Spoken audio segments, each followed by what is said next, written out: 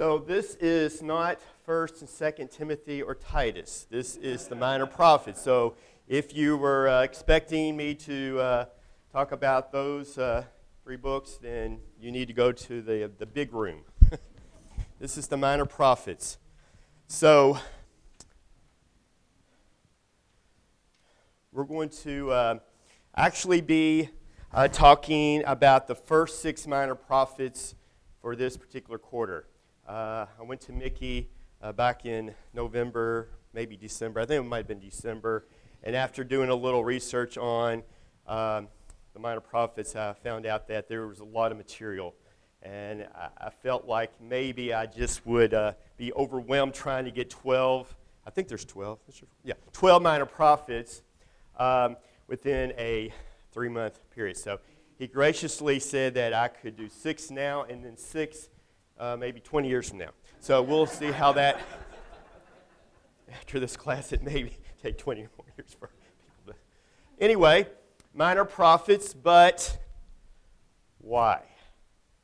But first things first, let's look at the folder that was in front of you or given to you. Here are the folder guidelines. Oh, my wife just gave me we need to pray. I appreciate that. Roger, would you lead us in a prayer if you would? Thank you. Our God and Father, we are so thankful for the blessings of this day. We have risen with life and health, and we're blessed with time to assemble with one another here at your house for the purpose of furthering our knowledge and to worship you according as you have revealed in your word. We're so thankful that we have a God that loves us and has provided for our spiritual welfare and has purpose.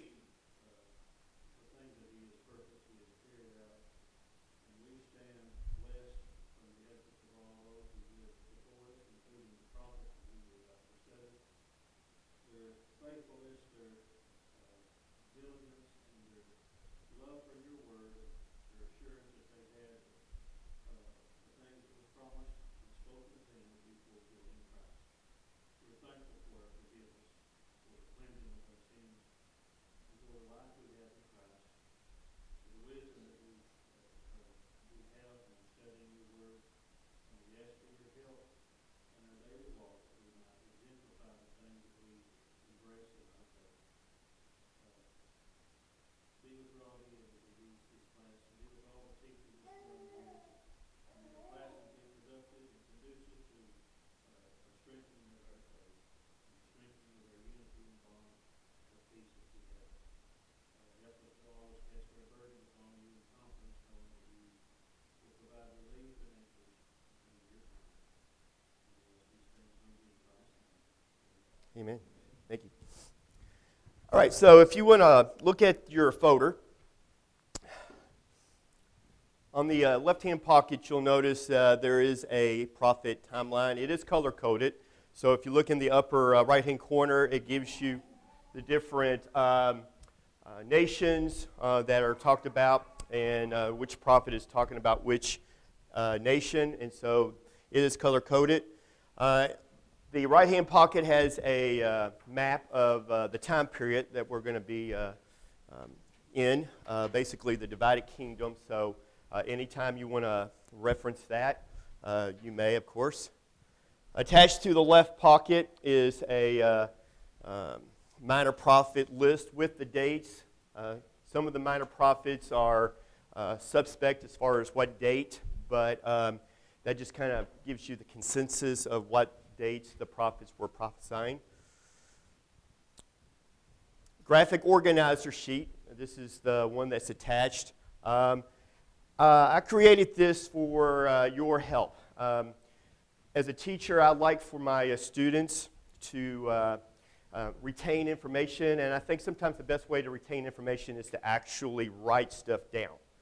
You can hear me talk and talk and talk, which I'm not going to do a lot of talking like some other teachers, but I think writing stuff down, you retain it better. So in the graphic organizer, you'll notice at the very top it's called a lesson heading.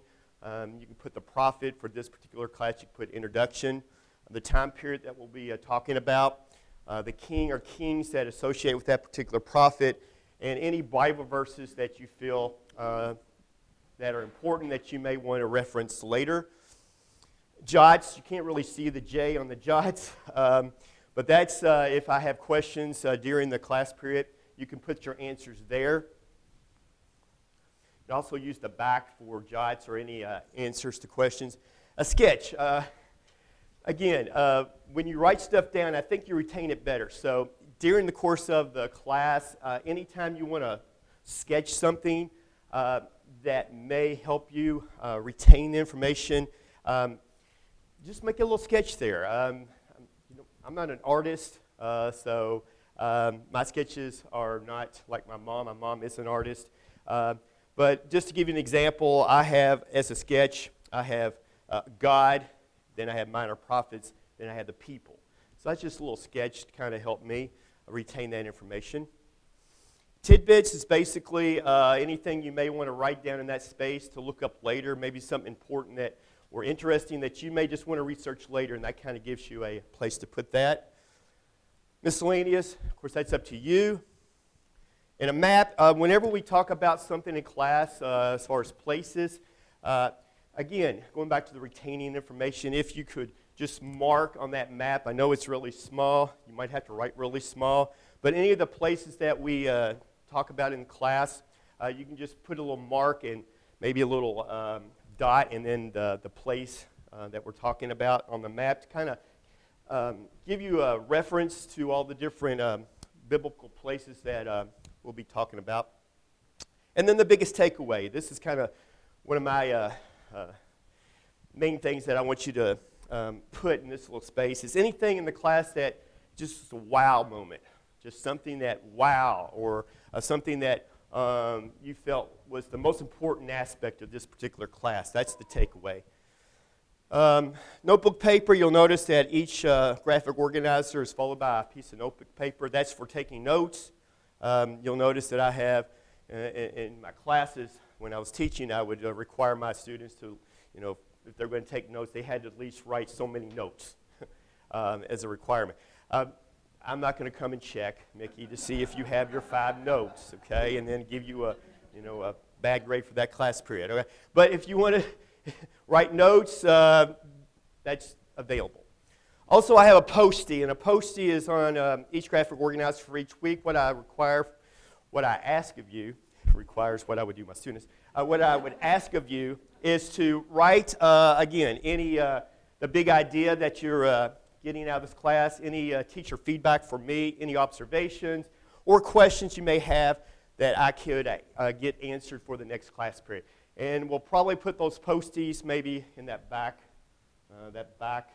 before you leave. Just put your Post-it. You don't have to put your name on it, okay? You can just put the Post-it on there. That's going to help me and hopefully, again, help you retain information.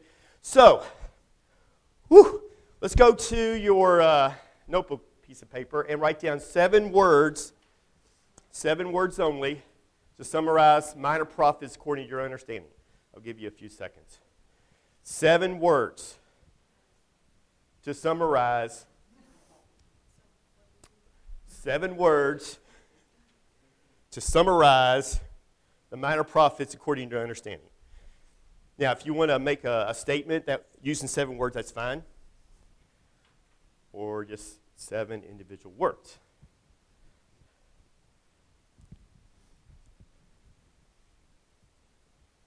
I don't know, like messenger might be a good word. Man of God. Of course, that's more than one word.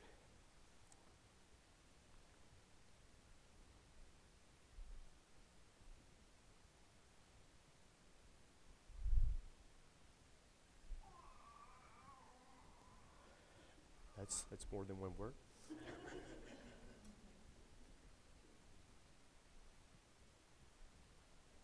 Karen, how many you got?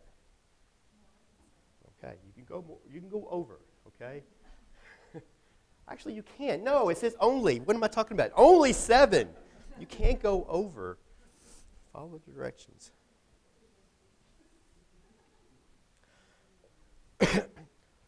All right, we're going to move on because I only have 45 minutes and I have about 5 hours of material. All right, so Anybody want to volunteer a word or a statement that has 7 words? Roger does. Go.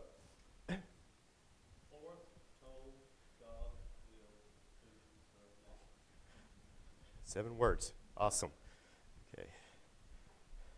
Kyle's got either a statement or at least a word. No, I just the word. Focus, messages, judgment, and consolation. Constellation. Big word. All right. Randy's got a word. 12. All right. 12. We established there's 12 minor prophets. All right. Miss Carol's got a word.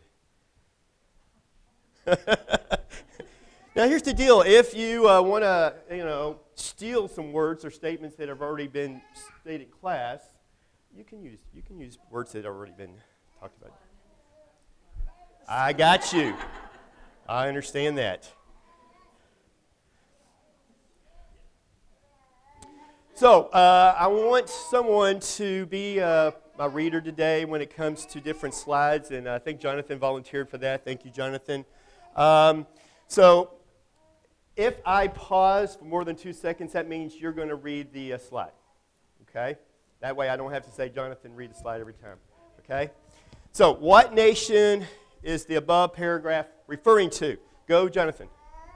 One must understand that in the blank we have a nation that began to erupt a very long time before. The nation began to roll on, stop by sundown, continues until the nation becomes a moral and spiritual cesspool of political leaders, social elite, set an example of complete abandonment of any principles that right and wrong. The people show a spirit of greed, selfishness, and materialism that shocks the mind. Immorality does abound. Blank was by now this kind of nation, and her fate was sealed. So, any volunteers? Yes, ma'am. It is. It is Israel. What other ancient nations could be this referring to? All of them. What about this? Could we fill in the 2 blanks with another nation with a more recent history and is closer to home? Who would that be? United States, right? With that being considered, with that being discussed, let us consider. Go, Jonathan. While some have been led to the study of minor prophets, many others use prophecy to serve curiosity by searching for such things as real, clear claims upon wrongs which lie in the ignorance. Still others use prophecy to induce anxiety and fear as they think to prove that prophets spoke of Israel, Russia, and China. I got this from a workbook, and they didn't have China in the workbook, so I added China. Could we add China now? Sure. But the emphasis is wrong, and therefore the critical explanation is wrong. Such an approach blinds the students to the true and lasting value of the prophet and leaves their message as a puzzle rather than a revelation to the prophet's hearers. Correct study of the prophet will first succeed in understanding the conditions existing at the time the prophets lived. We should read the message of those who were living in that day and make the primary applications according to the political and spiritual conditions then existing. Very important point here. To make primary applications to this time period, the political and spiritual conditions of this time period. After we understand what the meaning would have been for the prophet's hearers, we're then able to make applications for our own day. Wisdom to be gained by understanding the truth which God would have us to make, when the conditions are similar to those of ages past. So, if we are not under the Old Testament law, why should we study minor prophets?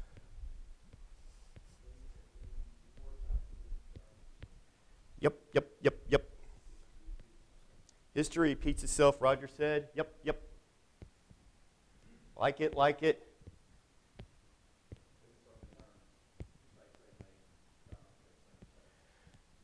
Definitely. I think that is very important. We're gonna see that throughout these next weeks. All right, so which of the following are reasons to study the minor prophets? It's going to be, I think, several answers here, so you pick the answer. Is it A, we learn about the nature of God. B, we learn about how God dealt with the other nations. We learn about God's justice and mercy. And the prophet's message has been written for our instruction. Which of those is correct?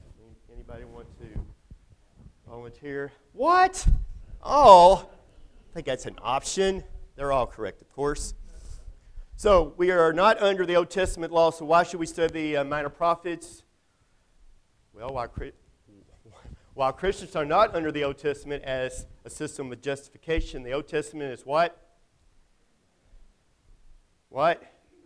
Yes. Written for our what? The L. Learning. It's a source of comfort and hope. Written for our... We learn, this is what Mickey said, we learn what mistakes to avoid. That could be what? Warning. Yes. Now, as with all Scripture inspired of God, it is profitable for what? Who remembers the different? We've got doctrine, reproof, correction, and instruction. Very good. This is especially true regarding the minor prophets. A collection of how many books? 13. 12 books. And make up the last part of the Old Testament. Beginning with who? Hosea, and ending with Malachi. Those willing to study these books will find their lives enriched as they, that's good to guess, increase their knowledge of God's holiness, righteousness, justice, and mercy, their understanding of God's doing in the nations of men, and their appreciation. Application would apply to. Things to bear in mind as you study the prophets. Seek to understand the political, social, and religious conditions of the time. I think we had that mentioned already. Any interpretation must consider how the what? Message was relevant for the people to whom the prophet spoke. Secondary fulfillment of policy is often found in where? But this can be understood only when applied by inspired writers of the New Testament. And any application to modern events must be what? Carefully what? In the light of New Testament. Thank you.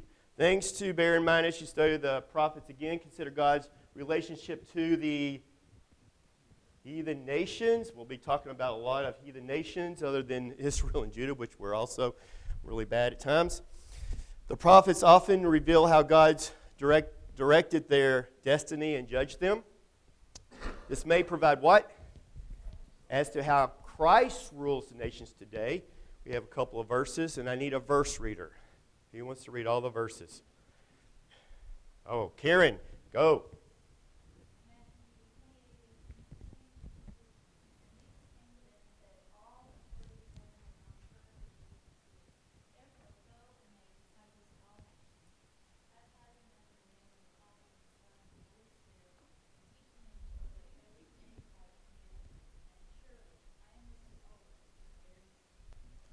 So who had all authority?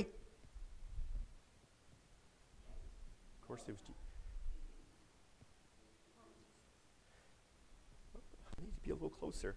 All right. Go, Karen.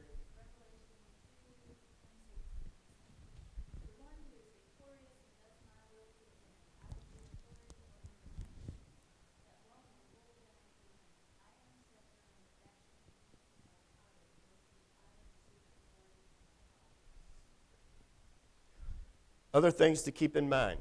Studying the minor prophets.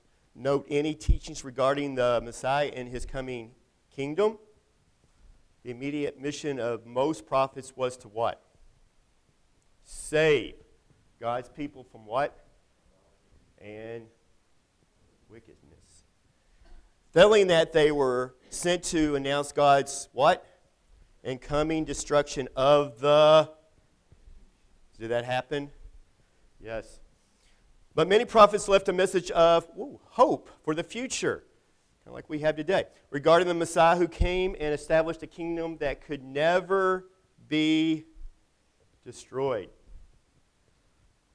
Hearing.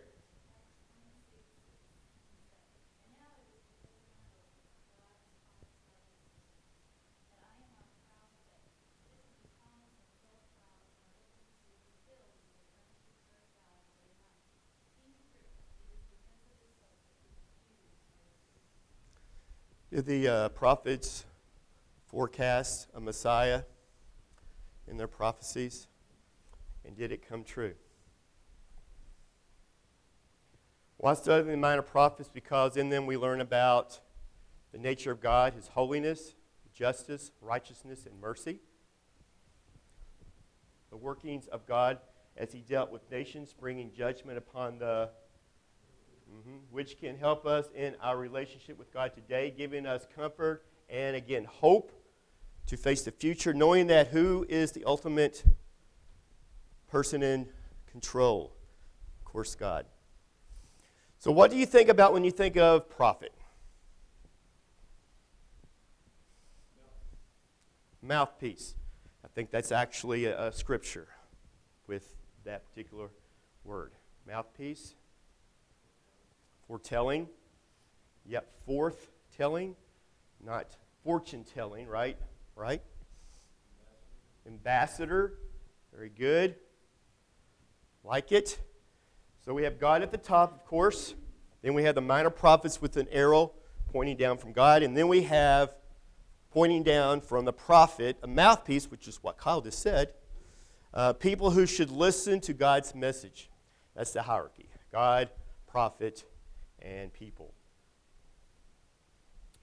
Were the prophets only concerned about future events? We just established. No. Actually, I'm sorry, Mickey? Exactly.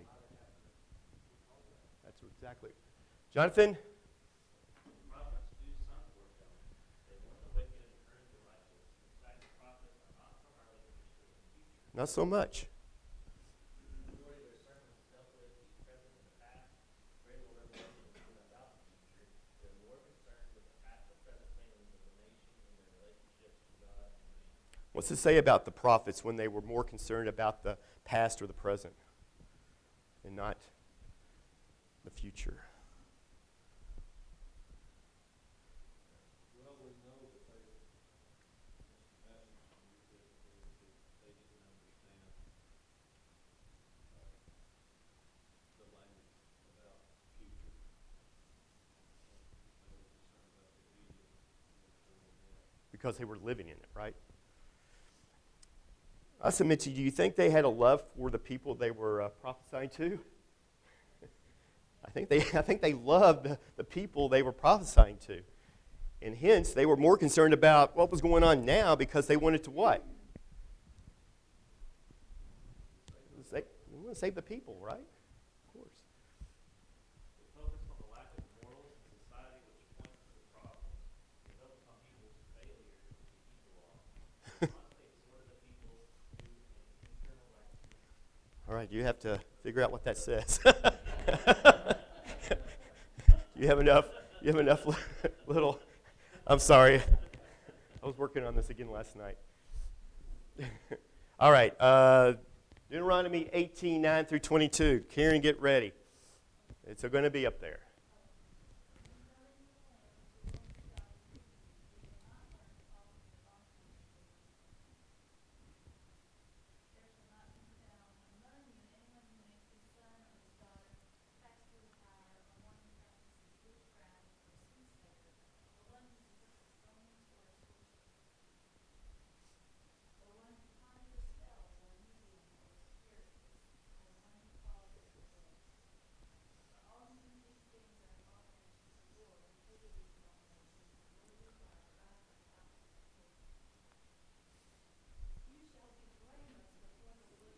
You shall be blameless before the Lord your God.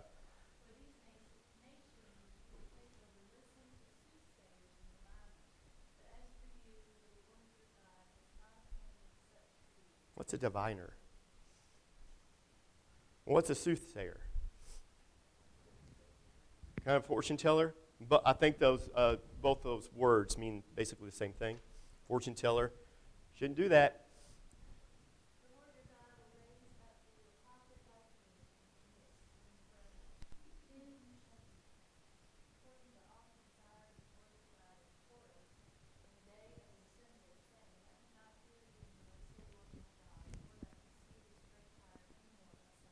What's Horeb? I know Moses uses this particular word a lot. Does anybody know what that would mean, Roger? Horeb. It is. It's Mount Sinai. It is.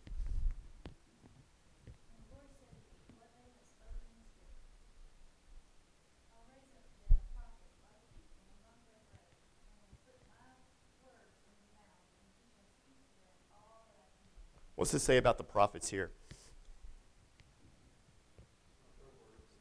God's words. You know, a lot of people today think that the prophets were basically spouting out whatever they thought, their opinions. This tells us it wasn't their opinion, it wasn't their words, it was God's words.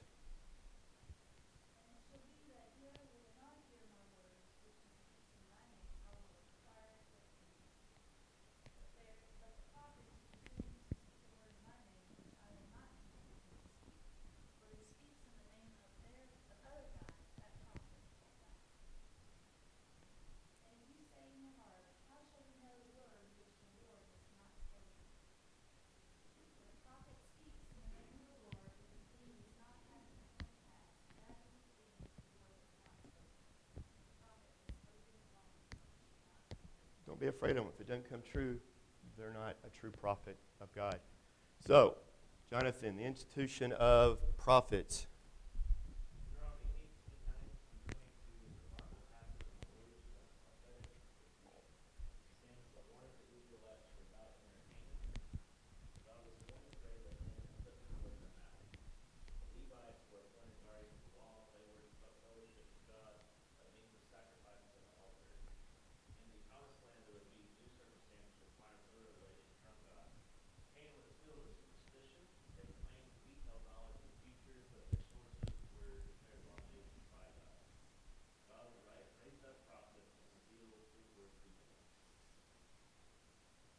So the Canaanites were descendants from. Don't you don't shout out answers. What's going on with you? I tell you, it's little students in class that shout out answers. She knew that because I asked her last night, and so she did a little research. All right, so which one of those four? Well, Karen gave the answer Ham. Is that correct? No, it's actually both B and D, right? Ham and Adam, of course. it is you.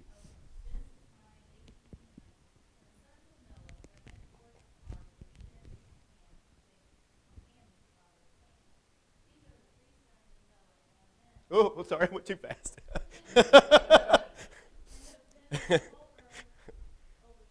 Overspread. History corner.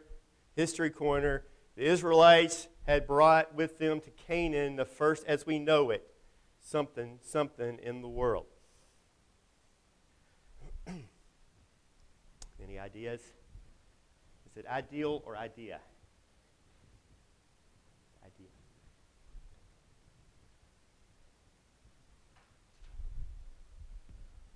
What was the most prevalent type of religion during this particular time? Polytheism, right? So based on research I did, the Israelites were the first to bring a actual one God, Yahweh, into the land. Of all the places God could establish his people, why Canaan? Why Canaan, of all places? I mean, we had the whole world. Why Canaan? Roger, go. It was? He had been in the land, right? Exactly. Of course, we could go back to a promise, right? A land promise. That's exactly right. That was a promise. Well, to begin with, there's this. Go, Karen, go.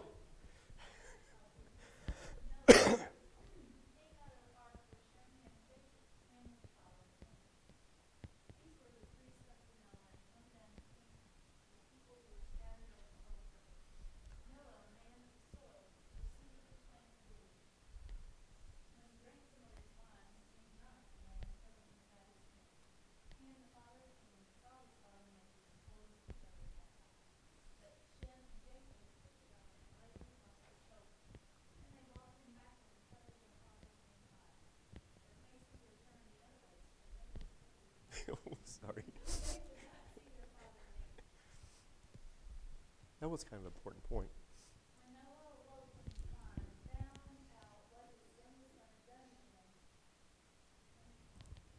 That's just a verse. I'm sorry.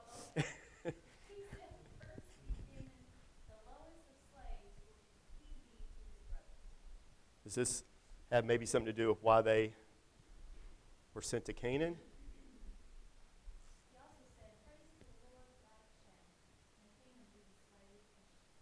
Mm-hmm, mm-hmm, mm-hmm.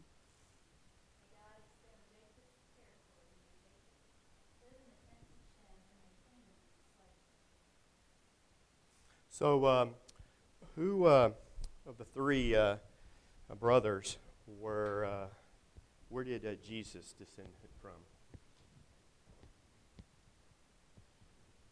It was Shem. Jonathan. The Romans were apparently descended from Jacob, the destruction of Carthage is fulfillment of Genesis 9:27. I found this interesting. No, that's Karen.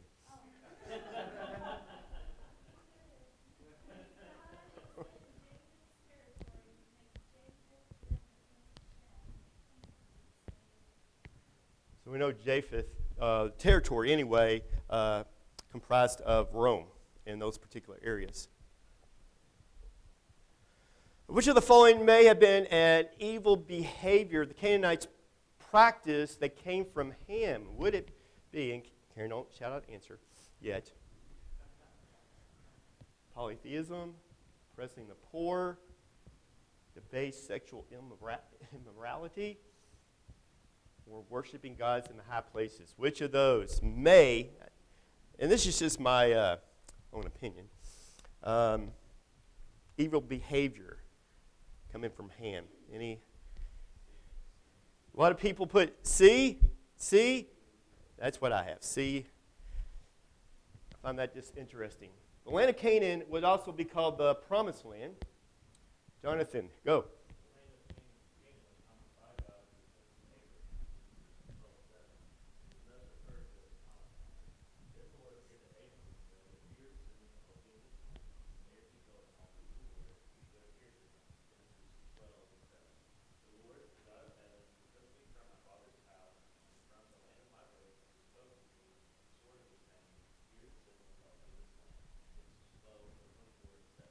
Exactly what Roger was talking about a while ago, right?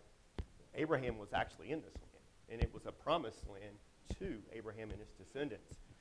Later, this land was known as the land of the Hebrews. It is also called the land of the Lord, the land of Jehovah, the Holy Land. It is also called the land of Israel and the land of Judah. And there's all the scripture that corresponds to those particular names.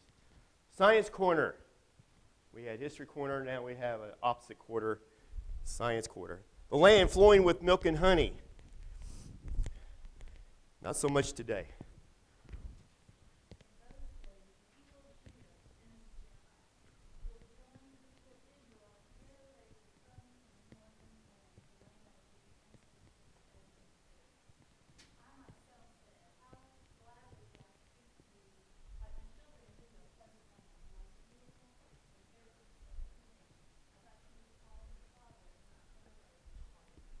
Pleasant land, the most beautiful inheritance of any nation. Again, we're talking about a land flowing with milk and honey. It's very difficult today to imagine the Holy Land as the most beautiful inheritance of any nation, a land flowing with milk and honey.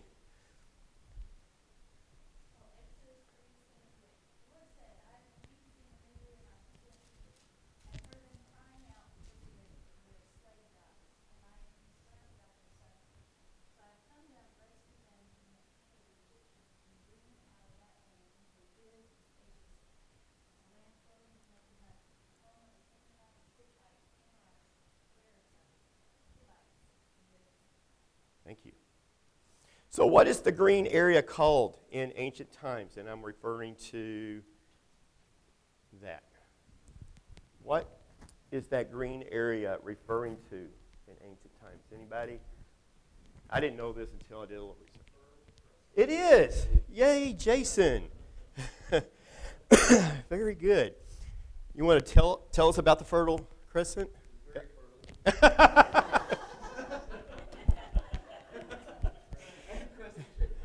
Okay. That's like saying to my students, tell me something about the biome, the grassland biome. The grassland biome, all right? A lot of desert in the grassland. I'm kidding. All right, so here's what Jonathan's going to read. The Fertile Crescent, which occurs in the crescent moon, is often called the cradle of civilization. It is found in the eastern Mediterranean region and named for its rich soil. Because of this region's abundant access to water, the early civilizations were straddled with the Fertile Crescent. Two rivers, the Tigris and Euphrates, freely flooded the region. The Nile River also runs through part of it. Irrigation and agriculture developed there because of the fertile soil. So again, you can see the Tigris and the Euphrates over here, and it's all green because these rivers flood quite a bit. Now, I'm going to have a lot of information on this. For what it's worth, some stuff I find very interesting, so I spent a little bit more time researching it, just to tie in reasons for things down the road. And so I thought this was kind of interesting, why God would actually pick this particular place of all places in this general area. It wasn't like he went and established them over here by the Tigris or the Euphrates, or maybe even overtook the Egyptians and stayed in the Nile area. So, what happened to the milk and honey? If you haven't been in Israel or in that particular area, it doesn't look like a land flowing with milk and honey today. And so, when I was there a couple of years ago, that was always something that I had in mind. Where's the milk and honey, so to speak? So I did a little research, found out as Canaan moved more clearly into the Old Testament world, its natural richness were similar in scope as the great American Northeast, which had a what? A lot of trees, right? In this particular case, there was a lot of pine and cypress. Dense woodlands covered areas which are now largely or even entirely deprived of tree growth. Jonathan. That's good. That's good.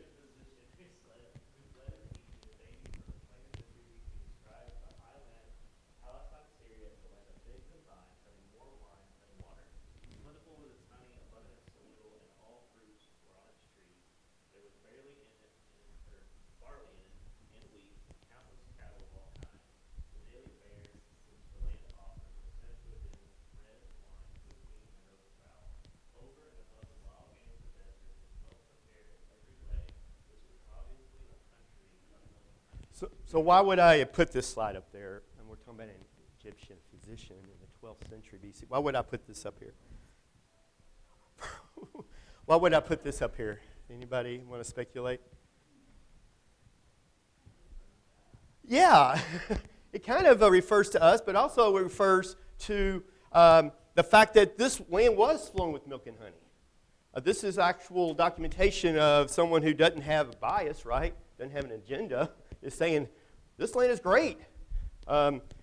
So just want to kind of throw that in there. However, modern day Canaan, Israel is covered with what? Scrawny vegetation and bush, or consisting simply of bare rocks, stripped hillsides, and exposed valleys. Today's meager leftovers of these once widespread forests found in the former land of Canaan are poor reminders of the towering thicket of tree growth found in 12th century BC. It's particularly true during and when I went dry season, when it appears as if all the vegetation has been reduced to nothing, and that's what I saw. The hill country with its clearly bare limestone outcrops then seemingly emerges as a miserable skeleton of a barren land. That's what I saw. And this is kind of some of the pictures I took when I was there, the landscape. This is actually where David and Goliath fought the battle, right here. That's one hill. I think that the Israelites were on that hill, and the Philistines were on that hill, and they met in the middle. Go. This is actually where they think that the temple of Shiloh is. And you can see, not looking like a land flowing with milk and honey here. This is actually lead up to Israel. Again, very scrawny looking vegetation. I'm going to go ahead and bypass this because we're running out of time. Again, it just kind of shows you that maybe, just maybe, the reason for all the vegetation to be cleared is because of the Hebrews, actually. Because what did the Hebrews do when they came into the land? They built a lot of stuff, right? And then, so they wiped the land of pretty much all the resources. They actually had to go to build the Solomon's temple. They had to go where? To get the cypress. They had to go to the king of Tyre, right? To get the cypress to build the temple. So with all of that, how is the land of Canaan different from, say, the areas around the Nile, Tigris, and the Euphrates rivers? How's it different?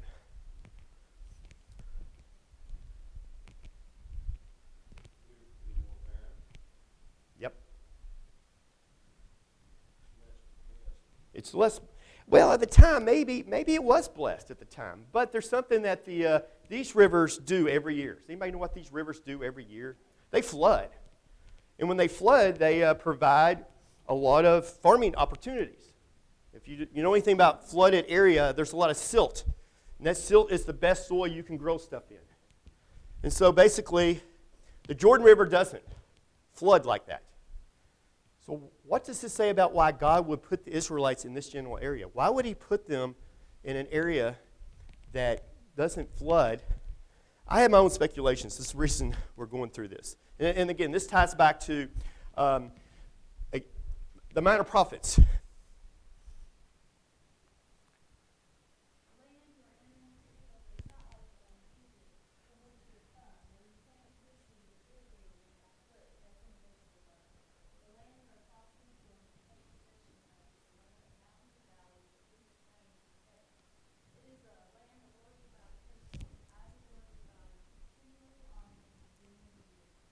Who took care of this land? God took care of this land by doing what? Bringing rain when the land needed it. So if you faithfully obey the commandments I am giving you today, the love of the Lord your God, and to serve him with all your heart and all your soul, then I will what? Send rain on your land in its season, both autumn and spring rains, so that you may gather in the grain, new wine, and olive oil. I will provide what? Grass in the fields for your cattle, and you will eat and be satisfied. And finally, there's this. Be careful, or you will be enticed to turn away and worship what? Other gods, and bow down to them. The Lord's anger will burn against you, and you will be shut up in the heavens, so that it will not what? And the ground will yield no, and you will soon perish from the good land the Lord has given you. Does this make sense? I know it's the final bell. Does this make sense? That God may have put the Israelites into the land of Canaan because he would basically have the people need to rely on him for the rain. If you go back to this one verse, it talks about irrigate by the foot as in a vegetable garden. I researched that. Basically, that means if you have a trench and you can work your foot near the plant, the water will actually water that plant, but it takes the person's effort. So that person or people can actually provide water to the plants. They don't need God in this case. But if they're in a land that relies on God for the rain, they would have to rely on God for the rain. And then if they disobeyed God, God would what? Not let it rain. We're going to talk about some of the prophets and how there were droughts in the land because of the sins. All right. I didn't get as far as I wanted to, but just let me, I know we're out of time. Is this format going to work? Because I really don't want to not have you guys feel like you're going to get something out of this class. I know I'm walking around a lot. That's just the way I teach. I know there's a lot of reading, but again, I think some of the slides say whatever I need to have said better than me trying to say it. And I will input, like I have today, information. We're going to spend another class period on, I guess you call the introduction, because there's some stuff I think is kind of important before we get into Obadiah, the first prophet. So, with that being said, if you have your postie, if you haven't put anything on your postie, just jot something down. It was a beautiful day out. I had a good breakfast, whatever. You might want to put it on that postie. And then as you leave, you can put it in that chair closest to Roger. Thank you.